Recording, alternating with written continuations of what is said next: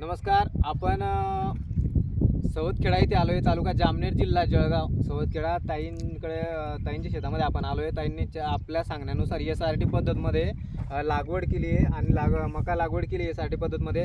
आणि विशेष म्हणजे शेतकऱ्यांची हिंमत नाही चायना पद्धतमध्ये लागवड करायची. ताईने चायना पद्धतमध्ये मका लागवड केली आणि सीड ट्रीटमेंट केली आहे. आणि सीड ट्रीटमेंट जेव्हा आपण सीड ट्रीटमेंट दिली, समजा ते बॉटल जेव्हा आपण एका बॅगला एक बॉटल देतो, ते ताईने घेतली, ते ताईने लावली. आता ताई सांगेल आपल्याला की काय तुम्हाला फरक वाटला.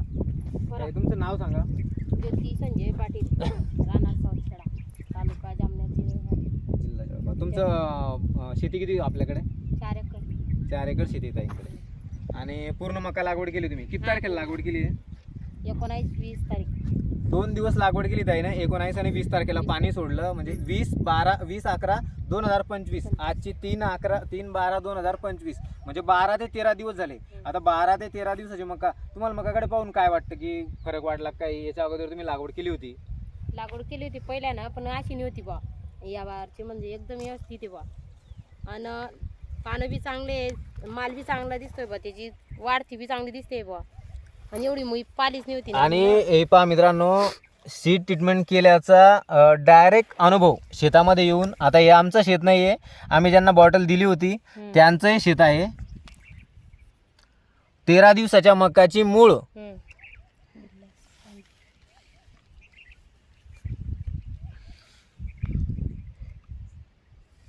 एक बिल्लास आणि 4 इंच आहे.